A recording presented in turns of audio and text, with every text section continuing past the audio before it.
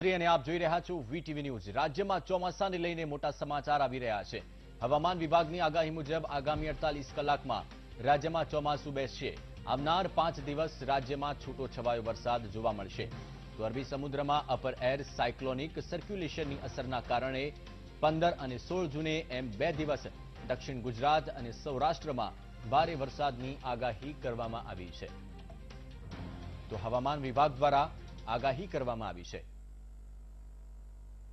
अगले 5 दिनों में हम एक्सपेक्ट करेंगे कि गुजरात रीजन में एट मेनी प्लेसेस में लाइट टू मॉडरेट रेनफॉल रहेगा and almost all days isolated places में हेवी रेनफॉल रहेगा एंड खास करके day 4 and day 5 that is your 15 और 16 तारीख को रेनफॉल बढ़ने का संभावना है, खास करके साउथ गुजरात रीजन एंड आर्जनिक साउथ ईस्ट सौराष्ट्र क्षेत्र, क्योंकि एक साइक्लोनिक सर्कुलेशन जो कि अभी जो करंट जो लो प्रेशर सिस्टम है उसका रेमनेंट होगा, तो एक cyclonic circulation north east Arabian sea and adjoining south Gujarat coast के ऊपर डेवलप होने की संभावना है। तो आगामी 48 કલાકમાં દેશના અનેક રાજ્યોમાં વરસાદ પડી શકે છે। ભારતીય હવામાન વિભાગનું માનીએ તો આગામી 48 કલાકમાં મહારાષ્ટ્ર, ઓડિશા, પશ્ચિમ બંગાળ અને છત્તીસગઢમાં વરસાદની શક્યતા છે। તો દક્ષિણ ગુજરાત, મધ્યપ્રદેશ, ઝારખંડ, બિહાર પણ આ તમામ એવા રાજ્યો છે કે જ્યાં ભારે વરસાદ પડી શકે છે। તો હવામાન વિભાગે આગામી 2 દિવસમાં બિહારના અનેક વિસ્તારોમાં ભારે વરસાદની શક્યતા પણ વ્યક્ત કરી છે। તો આગામી 24 કલાકમાં કર્ણાટકના તટીય વિસ્તારોને પણ મેઘરાજા ગમરોળી શકે છે। ઉપરાંત કોંકણ અને ગોવામાં પણ ભારે વરસાદની શક્યતા વ્યક્ત કરવામાં આવી છે।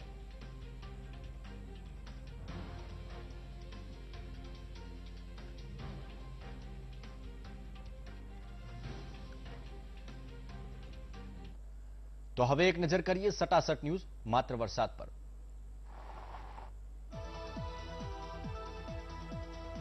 દ્વારકામાં હંજીડા પર દાતરાણા બેરજામાં મેઘરાજાનું આગમન, ભારે વરસાદના પગલે ખેતરોમાં ભરાયા પાણી, વાવણી લાયક વરસાદથી ખેડૂતો ખુશ। દ્વારકાના જામકલ્યાણપુર તાલુકામાં ધોધમાર વરસાદ, રાણ લીંબડી ગામે મેઘરાજાની તોફાની બેટિંગ, તો 3 ઇંચથી વધુ વરસાદથી રેણુકા નદી બે કાંઠે। દેવભૂમિ દ્વારકા જિલ્લામાં છઠ્ઠા દિવસે વરસાદ, જામખંભાળિયાના તાલુકાઓમાં વરસાદ, મેઘરાજા મહેરબાન થયા, બેરાજા, વડતરા, દાતરાણા ગામોમાં મેઘરાજાની પધરામણી। જૂનાગઢ સિટી અને ગ્રામ્ય વિસ્તારોમાં વરસાદ, માણાવદર, માળિયા, માંગરોળ, ગળુમાં મેઘરાજા મહેરબાન, તો ખેતરોમાં વરસાદી પાણી ભરાયું, રસ્તા ઉપર પણ પાણી ફરી વળ્યું। જૂનાગઢમાં સાસણગીર વિસ્તારમાં વરસાદ, વાવણી લાયક વરસાદથી ખેડૂતોમાં ખુશી।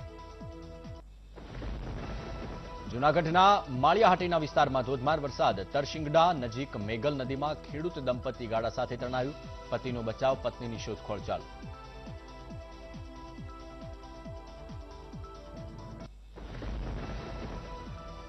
જૂનાગઢના માણાવદરમાં પણ વરસાદની શરૂઆત, સોસાયટીઓમાં વહેતું થયું વરસાદી પાણી, અસહ્ય ગરમી બાદ વરસાદના આગમનથી ગરમીમાંથી મળી રાહત। ગીર સોમનાથના તલાળા ગીરમાં બપોર બાદ વરસાદ જામ્યો, જમાલપરા, ગુંદાળા, સોમળિયામાં વરસાદ, રાયડી સહિતના ગામોમાં સારો એવો વરસાદ નોંધાયો।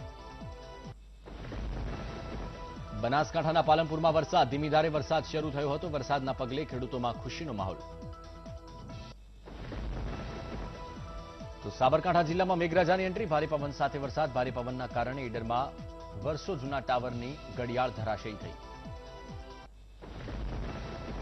વલસાડ જિલ્લામાં વરસાદી માહોલ, જિલ્લાના કપરાડા તાલુકામાં ભારે વરસાદ નોંધાયો, તો પહાડોમાં વરસાદથી વાતાવરણ બન્યું ખુશનુમા, સંઘ પ્રદેશ દાદરાનગર હવેલીમાં પણ વરસાદ। મધ્યપ્રદેશ, ઝારખંડ, બિહારમાં પણ ભારે વરસાદની આગાહી, આગામી 2 દિવસમાં બિહારના અનેક વિસ્તારોમાં ભારે વરસાદની શક્યતા।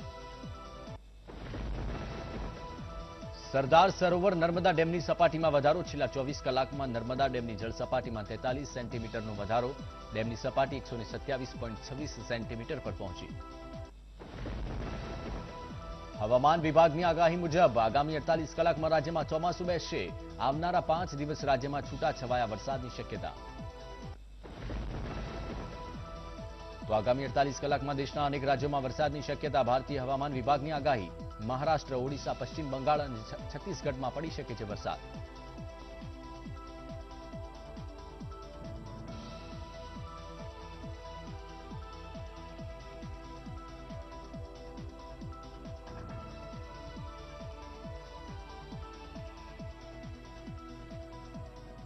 આગળ કેટલાક મહત્વના સમાચારોની વાત કરીએ તો રાજ્યમાં આર્થિક બાબતો માટે રચાયેલી સ્પેશિયલ કમિટીનો રિપોર્ટ સામે આવ્યો છે. ડોક્ટર હસમુખ અઢિયા કમિટીએ મુખ્યમંત્રીને અંતિમ રિપોર્ટ સોંપ્યો છે.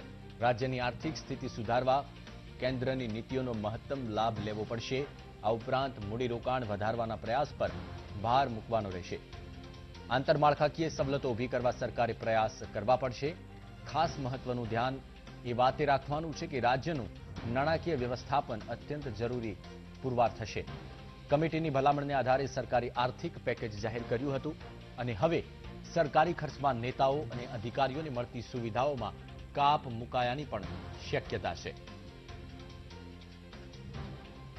હાલ પૂરતી સ્થગિત કરવાની પણ એમાં ઉલ્લેખ કરવામાં આવ્યો છે.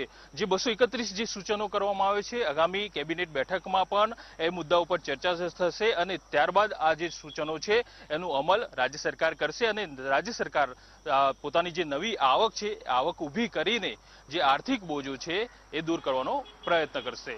કેમેરામેન નરેશ બુટિયા સાથે રાજેન્દ્રસિંહ પરમાર, વીટીવી ગાંધીનગર. તો રાજ્ય સરકારને લોકડાઉનના કારણે 2020-21માં કરવેરાની આવક કુલ 26,582 કરોડનું નુકસાન જશે. પૂર્વ કેન્દ્રીય નાણાં સચિવ હસમુખ અઢિયાની આગેવાની હેઠળ નિષ્ણાત સમિતિએ ગુજરાત સરકારને આપેલા વચગાળાના રિપોર્ટમાં 26,996 કરોડની વધારાની આવક ઊભી કરવા માંગ રજૂ કર્યા છે. જેમાં પેટ્રોલ અને ડીઝલ પર 7 થી 10% વેરો વધારી ₹4,000 કરોડની આવક વધારી શકાય છે. સરકારી કર્મચારીઓને કેન્દ્ર સરકારના નિર્ણય મુજબ જૂન 2021 સુધી મોંઘવારી ભથ્થું ચૂકવવાનું સ્થગિત કરી અને 3400 કરોડ બચાવવાની વાત કરવામાં આવી છે. રાજ્ય સરકારની કંપની જીએસએફસીમાં પણ રોકાણ અર્થે પડેલું ₹5,000 કરોડનું ભંડોળ પાછું ખેંચવા તેમજ બાંધકામ શ્રમિકના વેલફેર ફંડમાં પડેલા ₹2800 કરોડ, જિલ્લા ખનીજ વિકાસમાં પડેલા ₹312 કરોડ અને કેમ્પા ફંડમાં પડેલા 1482 કરોડ મેળવવા ઉપરાંત બજેટની વિકાસલક્ષી યોજના તથા મૂડીગત કામો ચાલુ રાખીને સરકાર 10,000 કરોડ બચાવી શકે છે. હસમુખ અઢિયા સમિતિએ કરવેરામાં જે 26,582 કરોડનું નુકસાન દર્શાવ્યું છે તેની વિગતો આપતા જણાવ્યું કે કેન્દ્રીય કરવેરામાંથી હિસ્સા રૂપે જે ₹20,232 કરોડ વધીને 26,646 કરોડ મળવાની આશા હતી ત્યારે હવે 6,614 કરોડનો વધારો મળવાની કોઈ આશા દેખાતી નથી. ઉપરાંત કેન્દ્ર પુરસ્કૃત યોજનામાં ગ્રાન્ટ જે 14,313 કરોડ મળવાની હતી તે હવે 13,313 કરોડ મળશે. એટલે કે 1,219 કરોડની ગ્રાન્ટ ઓછી મળશે. ઉપરાંત જીએસટી કોમ્પેન્સેશનના 2019-20ના 6,000 કરોડના લેણા પણ બાકી છે.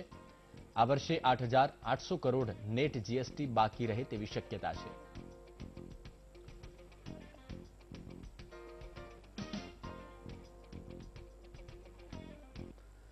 તો લોકડાઉન પૂર્ણ થયા બાદ અનલોક 1 લાગુ કરાયું ત્યારથી પેટ્રોલ ડીઝલના ભાવમાં પણ દરરોજ વધારો થઈ રહ્યો છે.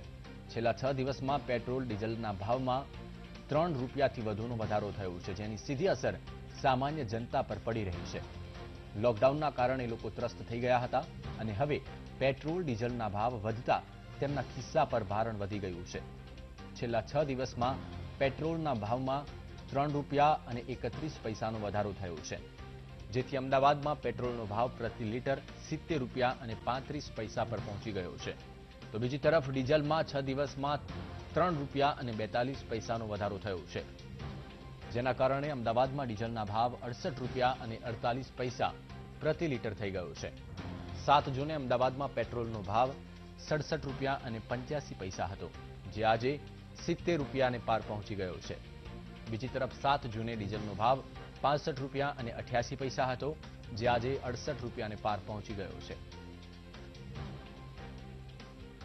તો પડે છે અત્યારે કોવિડ-19ના લીધે જે ફાઇનાન્શિયલ પ્રોબ્લેમ છે એમાં સરકારે થોડું વિચારવું પડે તો જનતાને રાહત રહે થોડી. તો અમદાવાદમાં સતત કોરોનાના કેસમાં વધારો થઈ રહ્યો છે અને આ સ્થિતિમાં જગન્નાથજીની રથયાત્રા યોજવી કે નહીં તે માટે મંદિરના સંચાલકો અસમંજસતામાં છે. નોંધનીય છે કે અમદાવાદમાં સતત એક્ટિવ કેસમાં વધારો થઈ રહ્યો છે. સરસપુર રખિયાલ વોર્ડમાં દરરોજ 6 કેસ નવા નોંધાય છે. જમાલપુરમાં ગઈકાલે 4 નવા કેસ આવ્યા હતા. ઇસ્લામપુરા, 5 પીપળી પોલીસ ચોકી અને સહજાનંદ સોસાયટીમાં પણ પોઝિટિવ કેસ છે. આ સ્થિતિને જોતા કોરોના જગન્નાથની યાત્રામાં આ વર્ષે વિઘ્નરૂપ બની શકે છે.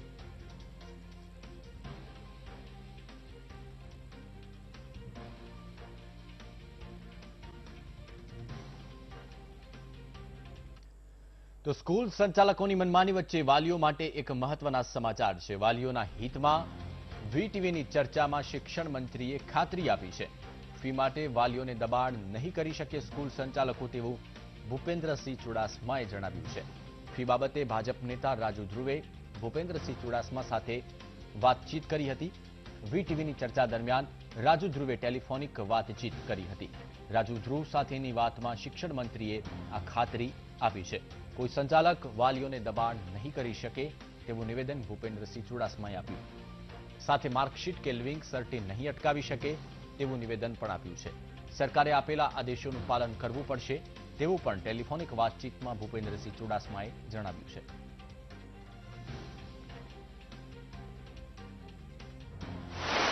શિક્ષણ મંત્રી સાથે વાતચીત કરી તેમને પૂછી લઈએ. રાજુભાઈ, આપ કંઈક વાત કરી રહ્યા હતા, હવે શું વાત થઈ ટૂંકમાં જણાવો. 10-20 સેકન્ડ છે મારી પાસે.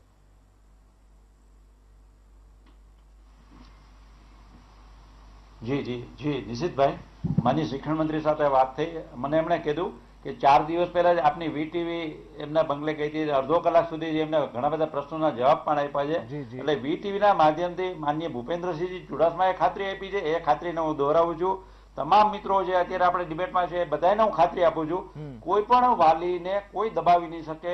કોઈ પણ પ્રકારનું માફિયા ગુજરાતમાં અસ્તિત્વ ધરાવતું નથી. ભવિષ્યમાં પણ કોઈ માફિયાગીરી પણ નહીં કરી શકે. કોઈ શાળા સંચાલક કોઈ પણ વિદ્યાર્થીના વાલીને દબાવી નહીં શકે. તો અમારી ખાસ રજૂઆત નિષ્કર્ષ વિથ નિશિતમાં રાજુ ધ્રુવે ભૂપેન્દ્રસિંહ ચુડાસમા ટેલિફોનિક વાતચીત કરી તેમની સાથે, અને તેમને આશ્વાસન આપ્યું છે કે કોઈ પણ પ્રકારની જે દબાણ છે એ સ્કૂલો દ્વારા વાલીઓ પર નહીં કરી શકાય. આગળ સમાચારોમાં વાત કરીએ તો કોરોના સંકટ સમયે પણ સ્કૂલોની કેટલીક જગ્યાએ મનમાની સામે આવી છે. ગાંધીનગર ડીપીએસની મનમાની સામે આવી અને ગાંધીનગર ડીપીએસે ફી ઉઘરાવવાનું શરૂ કર્યું છે.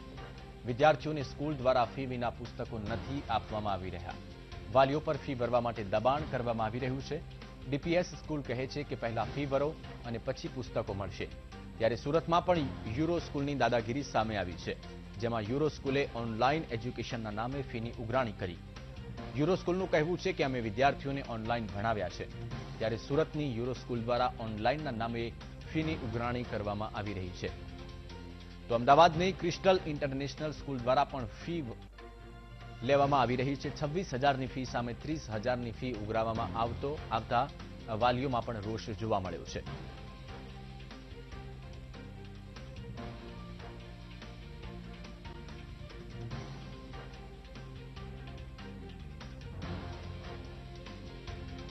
તો સ્કૂલોની મનમાની મામલે શિક્ષણ સચિવ વિનોદ રાવે જવાબ આપતા કહ્યું કે જો કોઈ સ્કૂલો ફી ઉઘરાવશે તો પગલાં લેવામાં આવશે. કોઈ પણ શાળા આ પ્રકારની ઉઘરાણી નહીં કરી શકે, અને જો કોઈ શાળા ઉઘરાણી કરતી હશે તો કાયદેસરની કાર્યવાહી હાથ ધરવામાં આવશે. અને જે લોકો ફી આપી શકે તેવા હોય તો એ લોકો ફી ભરી શકે છે, પણ ન ભરી શકે તેવા વાલીઓ પર દબાણ ન કરવું જોઈએ. પણ સંજોગોમાં દબાણપૂર્વક ફી ઉઘરાણી કરવામાં નહીં આવે. સખત પગલાં લેવા માટે માનનીય મુખ્યમંત્રીશ્રીએ, માનનીય શિક્ષણ મંત્રીશ્રીએ જાહેરમાં પણ વાત કરી છે. એટલે શિક્ષણ વિભાગ આ પ્રકારે કોઈ પણ પ્રકારના દબાણપૂર્વક ફી ઉઘરાવવાના એને સમર્થન નહીં આપે. સાથે સાથે સેલ્ફ ફાઇનાન્સ શાળાઓ સાથે લગભગ 1.5-2 લાખ પરિવારો જોડાયેલા છે. એમાં શિક્ષકો છે, નોન ટીચિંગ સ્ટાફ છે, સ્કૂલ બસના ડ્રાઈવર્સ છે, મધ્યાહન ભોજનના ત્યાં જે દરેક શાળામાં જે આપે છે ત્યાંના નોન ટીચિંગ સ્ટાફ ત્યાંના પણ છે, સિક્યુરિટી સ્ટાફ છે. આ બધાના પણ લાઇવલીહુડના પણ વિચાર કરવાની જરૂર છે. એટલે જે આપી શકે એવા લોકો સહયોગ આપે અને કોઈ પણ સંજોગોમાં દબાણ કરવામાં નહીં આવે. પ્રકારના કોઈ કિસ્સા ધ્યાન પર આવે અમે સખત પગલાં લઈશું. તમામ ડીઈઓ શ્રીઓને સૂચના આપવામાં આવી છે કે આવા કોઈ પણ ધ્યાન પર આવે તાત્કાલિક દરમિયાનગીરી કરે. જેટલા કિસ્સા મારા ધ્યાન પર આવ્યા છે અમે પણ ડીઈઓ ને સખ્ત સૂચના આપી છે. આવતા સમય માટે પણ આમાં કોઈ પણ પ્રકારના નરમ વલણ રાજ્ય સરકાર અપનાવવામાં આવે. માનનીય મુખ્યમંત્રીશ્રીએ પણ આ સ્પષ્ટતા અલગ અલગ સ્તરે અલગ અલગ તમે પણ માનનીય મુખ્યમંત્રીશ્રીએ આ બાબત સ્પષ્ટ કરી. તો સુરતની યુરો સ્કૂલ સ્કૂલ ફી અને એલસી વિવાદ મામલે વીટીવીના અહેવાલ બાદ શિક્ષણ વિભાગ હરકતમાં આવ્યું છે. સુરત જિલ્લા શિક્ષણાધિકારીની વીટીવી પર બાંહેધરી આપી યુરોસ્કિલની મનમાની સામે ડીઓએ તપાસના આદેશ આપ્યા છે. આવતીકાલે શિક્ષણ વિભાગના અધિકારીઓ સ્કૂલમાં તપાસ માટે જશે. વાલીઓની ફરિયાદ મામલે તપાસ કરવામાં આવશે. શાળાના સંચાલકો અને વાલીઓ પાસેથી વિગતો પણ મેળવવામાં આવશે. તો સમગ્ર મામલે વીટીવી ન્યૂઝે અહેવાલ પ્રસારિત કર્યો હતો અને ત્યારબાદ શિક્ષણ વિભાગ હરકતમાં આવ્યું છે.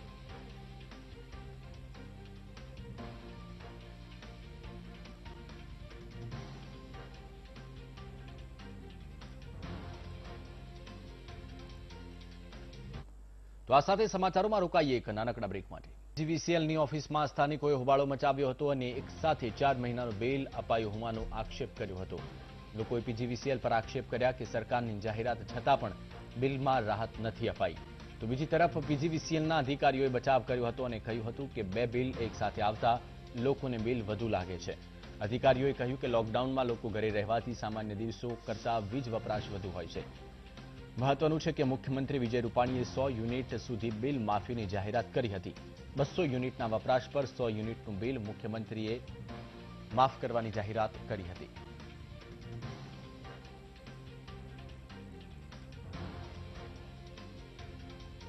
આ બાબતે એ સ્પષ્ટતા કરવાની રહેશે કે આપણે લોકડાઉનના હિસાબે જે અગાઉનું બિલિંગ કરવાનું હોય એપ્રિલમાં એ આપણે મીટર રીડરો બહાર નીકળી ન શકે એટલા માટે એકચ્યુઅલ બિલિંગ થયેલું નહોતું.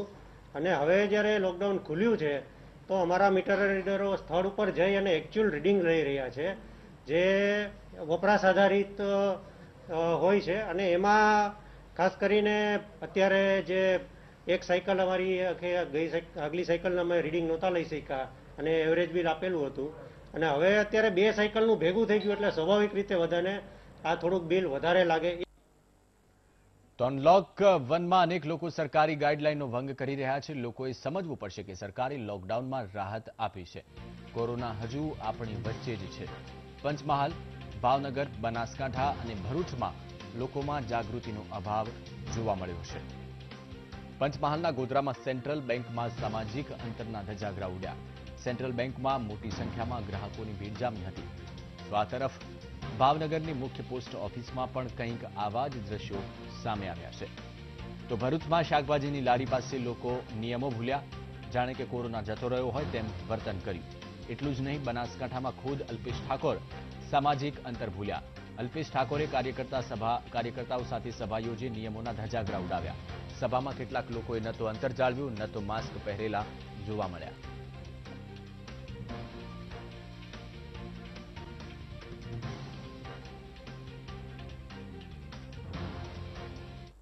અમદાવાદમાં ખાનગી હોસ્પિટલની માહિતી ઓનલાઈન કરાઈ છે. એએમસી સાથે એમઓયુ કરાયેલા હોસ્પિટલની માહિતી ઓનલાઈન કરવામાં આવી છે.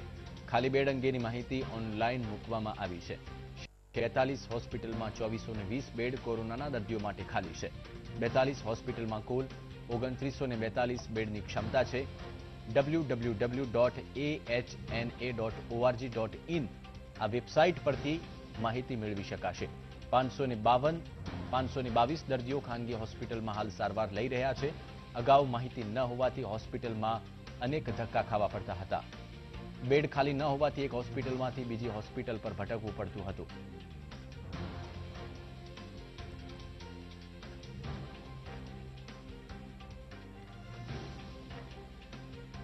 તો કોરોના મુદ્દે સરકાર દ્વારા એક મહત્વનો નિર્ણય, જેમાં રાજ્ય સરકાર ડોક્ટર, આઈએએસ, આઈપીએસની હોસ્પિટલમાં તૈનાત કરી શકે છે. કોરોનાને નાથવા સરકારે મહત્વનો નિર્ણય લઈ શકે છે. ડોક્ટર, આઈએએસ, આઈપીએસની હોસ્પિટલની વ્યવસ્થા અને મોનિટરિંગની જવાબદારી સોંપી શકે છે. જેમાં 24 આઈએએસ અને આઈપીએસ અધિકારી પાસે ડોક્ટરની ડિગ્રી છે. ગુજરાતમાં 15 આઈએએસ અધિકારી પાસે ડોક્ટરની ડિગ્રી છે, જ્યારે ગુજરાતમાં 9 આઈપીએસ પાસે ડોક્ટરની ડિગ્રી છે. અને આ ડોક્ટર, આઈએએસ, આઈપીએસ પોતાના વિસ્તારમાં કોરોનાને નાથવામાં સફળતા પણ મેળવી છે. ત્યારે સુરત કલેક્ટર ધવલ પટેલ પાસે પણ ડોક્ટરની ડિગ્રી છે અને તેમના અનુભવના કારણે પણ સુરતમાં ફાયદો થયો હોવાનો દાવો કરવામાં આવી રહ્યો છે.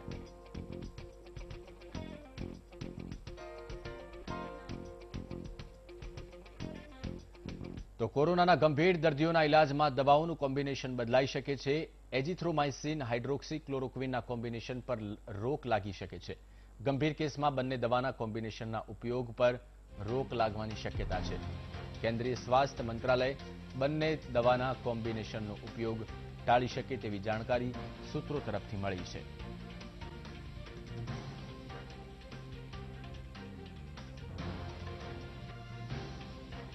તો દેશમાં જે રીતે કોરોનાના કેસ વધી રહ્યા છે તેને સૌ કોઈને ચિંતામાં મૂક્યા છે. તેવામાં આઈસીએમઆરે દાવો કર્યો હતો કે દેશમાં હજુ પણ કોરોનાનું કમ્યુનિટી ટ્રાન્સફર નથી થયું. જો કે આઈસીએમઆરના આ સર્વેથી દેશની જનતાએ ખુશ થવાની કોઈ જ જરૂર નથી, કારણ કે આ સર્વે 30 એપ્રિલ સુધીના આંકડા પર કરવામાં આવ્યો હતો. તમને જણાવી દઈએ કે દેશમાં મે અને જૂન મહિનાની કોરોનાના કેસ ઝડપથી વધ્યા છે અને 1 જૂનથી દરરોજ 7 થી 10 હજાર કેસ નોંધાઈ રહ્યા છે. આંકડાઓ પર નજર કરીએ તો 1 એપ્રિલે દેશમાં કોરોનાના 1897 કેસ હતા, જે 30 એપ્રિલે આંકડો વધીને 33,050 પર પહોંચ્યો. દેશમાં 1 મેથી સ્થિતિ બદલાઈ હતી, કારણ કે 1 મેથી પ્રવાસી શ્રમિકોને વતન પહોંચાડવા માટે દેશભરમાં ટ્રેનો દોડાવાઈ હતી. ત્યારબાદ કોરોનાના કેસમાં વિસ્ફોટ થયો હતો. 1 મે કોરોનાના 39,000 કેસ હતા, જે 31 મેમાં વધીને 1,90,648 થયા. જો કે જૂન મહિનાથી કોરોનાના સંક્રમણે વધુ ગતિ પકડી. 1 જૂને દેશમાં અનલોક 1 લાગુ કરવામાં આવ્યું. લોકો ઘરની બહાર નીકળવા લાગ્યા અને કોરોનાનું સંક્રમણ પણ ઝડપથી વધવા લાગ્યું. 1 જૂને દેશમાં 2,07,186 જેટલા કેસ હતા, જે વધીને 11 જૂન સુધીમાં 2,97,921 પર પહોંચી ગયા છે. એટલે કે છેલ્લા 11 દિવસમાં કોરોનાના 90,735 કેસ નોંધાયા છે. આ આંકડાઓ ભારત માટે ખૂબ જ ચિંતાજનક.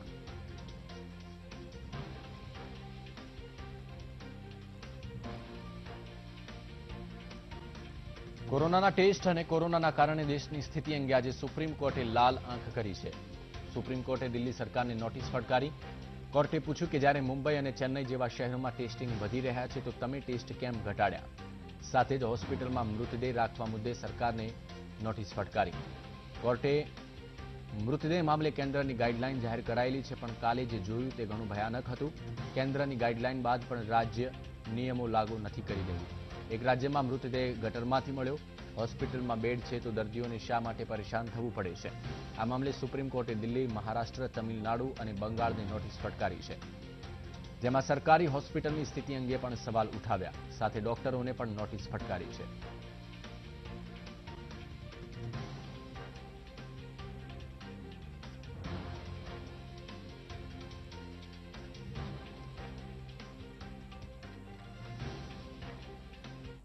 તો એક બેકાબુ કારનો વિડીયો આપણે બતાવીશું, પરંતુ એક નાનકડા સુરતમાં બેકાબુ બનેલી કારથી અકસ્માત સર્જાયો. કાર બેકાબુ બનતા મોપેડ ચાલકને ઉડાડી દીધો હતો. સ્ટીયરિંગ પરથી કાર ચાલકે કાબુ ગુમાવતા આ અકસ્માત થયો. આ ઘટનામાં કોઈ પણ પ્રકારની જાનહાનિ નથી થઈ. મોપેડ પર બેસેલો યુવકનો ચમત્કારિક બચાવ થયો છે. આ સમગ્ર ઘટના સીસીટીવી કેમેરામાં કેદ થઈ છે.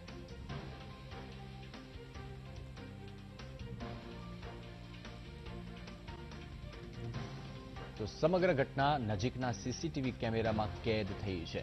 આપ જોઈ શકો છો કેવી રીતે એક કાર પૂર ઝડપે આવે છે અને જે ડ્રાઈવર છે તેને સ્ટીયરિંગ પરથી કાબુ ગુમાવ્યો. જો કે સમગ્ર ઘટનામાં કોઈ પણ પ્રકારની જાનહાનિ નથી થઈ.